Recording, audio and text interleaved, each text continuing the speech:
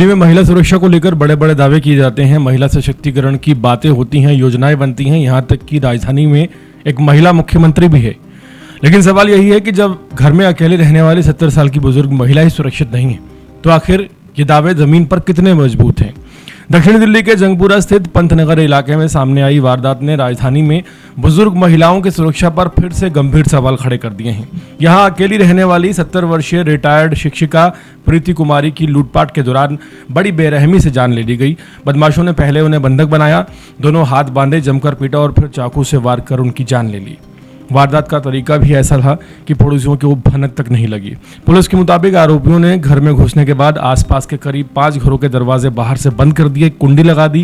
यानी बदमाशों ने ना सिर्फ लूट की तैयारी की थी बल्कि भागने और किसी की मदद के लिए भी बाहर से निकलने की रोक को पूरी तरह से प्लानिंग के तहत बंद कर दिया था।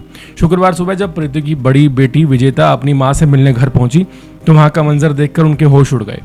उन्होंने तुरंत पुलिस को सूचना दी। हजरत निजामुद्दीन थाना पुलिस मौके पर पहुंची तो प्रीति कुमारी का जो शव है बिस्तर पर पड़ा था। उनके दोनों हाथ बंधे हुए थे और चेहरे समेत शरीर पर तमाम चोटों के गहरे निशान थे। शरीर पर दर्जनों चोटों के निशान इस बात की तरफ इशारा करते हैं कि प्रीति ने बदमाशों का जमकर विरोध करने की कोशिश की होगी। शुरुआती जांच में पुलिस को आशंका है कि लूट का विरोध करने पर उनके साथ ये बर्बरता की गई है। बदमाश घर से कितनी नकदी और कितने गहने लेके गए इसकी पूरी जानकारी अभी सामने आनी बाकी है। सबसे बड़ा सवाल अब ये है कि बदमाश घर के अंदर कैसे पहुंचे। पुलिस की शुरुआती जांच में ये सामने आया कि घर में जबरन घुसने के बजाय आरोपितों की फ्रेंडली एंट्री हुई थी। इसी वजह से पुलिस को शक है कि वारदात में कोई परिचित शामिल हो सकता है। आशंका यह है कि कोई जानकार पहले से घर में पहुंचा और फिर उसने अपने साथियों को अंदर बुला लिया। यही वजह रही कि पड़ोसियों को किसी बाहरी व्यक्ति के घर में घुसने की भनक तक नहीं लगी। पुलिस अब प्रीति के घर में काम करने वाले लोगों, उनके जानकारों और लगातार उनके संपर्क में रहने वाले लोगों की सूची तैयार कर रही है। उनसे पूछताछ की जाएगी। पंतनगर कॉलोनी और आसपास के घरों में लगे सीसीटीवी कैमरों की फुटेज खंगाली जा रही है। ये जो घटना सामने आई है ये पहली नहीं है और ना ही आखिरी है। इस तरह की तमाम खबरों का बढ़ जाना दिल्ली में ये चिंताजनक है। जिस तरह से महिलाओं को लेकर दिल्ली लगातार असुरक्षित होती जा रही है। प्रीति कुमार सिर्फ एक बुजुर्ग महिला नहीं थी, वो एक स्कूल टीचर रह चुकी हैं। रिटायरमेंट के बाद वो सक्रिय थी, एक एनजीओ की मदद भी करती थी, उनसे जुड़े स्कूल में पढ़ाती भी थी और उसी संस्था के मेडिकल सेंटर में मरीजों की पर्चियां बनाने का काम भी करती थी। प्रीति के जो पति हैं उनकी 1985 में जान जा चुकी है। उनकी 2 बेटियां हैं, दोनों शादीशुदा हैं।